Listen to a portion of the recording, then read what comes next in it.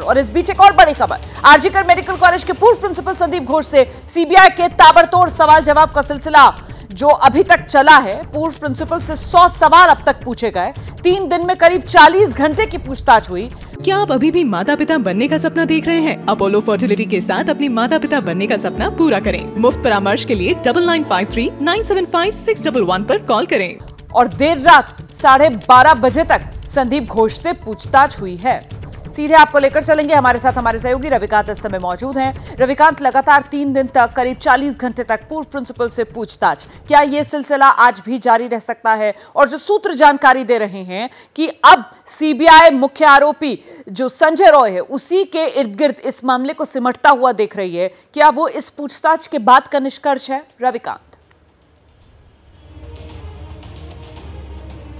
देखिए रोमाना, अभी तक किसी निष्कर्ष पर तो नहीं पहुंचा जा सकता है, लेकिन संकेत अगर पढ़ें तो सीबीआई ने अभी तक कोई ऐसा संकेत नहीं दिया है कि जो संजय रॉय है उसके अलावा किसी को ये कहा हो कि इसका काम हो सकता है या एक से अधिक लोगों का काम है। हालांकि जो रिपोर्ट है पोस्टमार्टम की, उसमें काफ़ी डिटेल में ये बात आई है कि जो लड़की के शरीर पर घाव हैं वो मरने से पहले के हैं, उसके साथ रेप हुआ है और उसका जो हत्या हुई है वो मुंह दबा करके, और फिर उसके बाद पहले मुंह दबाया गया किसी पिलो या किसी चीज़ से, उसके बाद गला दबाया गया, और काफ़ी डिटेल रिपोर्ट है। उस रिपोर्ट के आधार पर ऐसा लगता है कि शायद ये एक से अधिक लोगों का काम है। लेकिन फिलहाल जो सीबीआई की पूछताछ है उसमें सीबीआई की ओर से अभी तक कोई ये संकेत नहीं दिया गया है कि एक से अधिक लोगों का हाथ है। लेकिन ध्यान रखना चाहिए कि और डॉक्टर संदीप घोष क्या दोबारा बुलाया जाएगा पूछताछ के लिए? आज भी बुलाया जा सकता है क्या? आज बुलाया जा सकता है रोमाना। साथ साथ ये ध्यान देना चाहिए कि अगर एक व्यक्ति भी इसमें है तो क्या वो एक व्यक्ति किसी के कहने पर उसने काम किया? क्या जो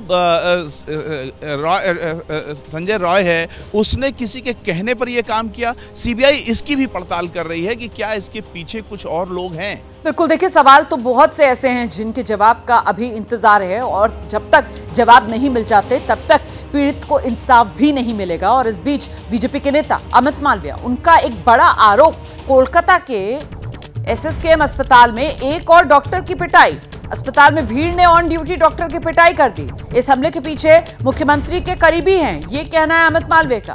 हमले में एक टीएमसी मंत्री का भी हाथ है, वो ये आरोप लगा रहे हैं।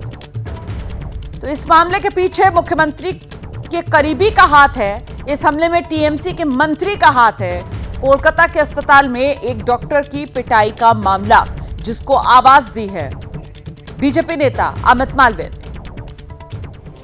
और इस बीच एक और बड़ी जानकारी सामने आ रही है। पूर्व प्रिंसिपल से पूछताछ को लेकर बड़ी खबर यह कि सीबीआई ने सवाल पूछा, सेमिनार हॉल के बगल वाले रूम में तोड़फोड़ क्यों?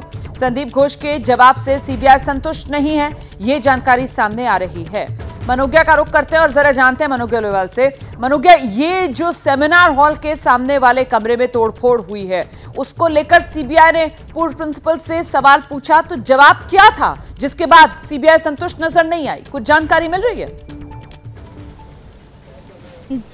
देखिए, जवाब ऐसा है रोमाना जिसको सुनकर कोई भी संतुष्ट नहीं होगा। सीबीआई तो खैर सवालों के घेरे में एकदम गोलियों की तरह सवाल दागती है और जवाब का भी इंतजार करती है, और अगर पुष्टि तरह का जवाब नहीं आएगा तो उनका दोबारा सवाल आता है। पर इस मामले में संदीप घोष ने, हमारे सूत्र ये कह रहे हैं कि उन्होंने बताया कि क्योंकि डॉक्टर्स को वहाँ पर वॉशरूम की ज़रूरत थी और वहाँ पर सुरक्षित रखना था, इसलिए किया गया। पर आप ये सोचिए कि अगर किसी अस्पताल में जहां पर इतनी बड़ी घटना हो गई हो, वहां पर वॉशरूम बनाने की इतनी जल्दी क्यों हो गई, जिसे वर्षों से नहीं बनाया गया और फिर एकदम से उसे बनाने की तैयारी हो गई और ऐसी दीवार तोड़ी गई जो सवालों के घेरे में आकर पूरी तरह से इतना बड़ा प्रश्न खड़ा कर दे कि जो प्रश्न चिन्ह के तौर पर भी आपको मैमथ साइज का दिखाई दे। अब आप कल्पना कीजिए कि वहाँ पर ये कहा गया है कि जो 3rd फ्लोर पर जो है और नीचे सेमिनार हॉल में दीवार टूटी कैसे, क्या हुआ, इसका किसी भी तरह का कोई एक कॉन्क्रीट जवाब नहीं दे पा रहे हैं संदीप घोष, जिसकी वजह से बार बार शक की सुई उन पर जा रही है। और फिर उन्हें आज भी बुलाया जाएगा। बहुत मुमकिन है कि आज भी संदीप घोष को पूछताछ के लिए बुलाया जाए, जैसे रविकांत भी बता रहे थे।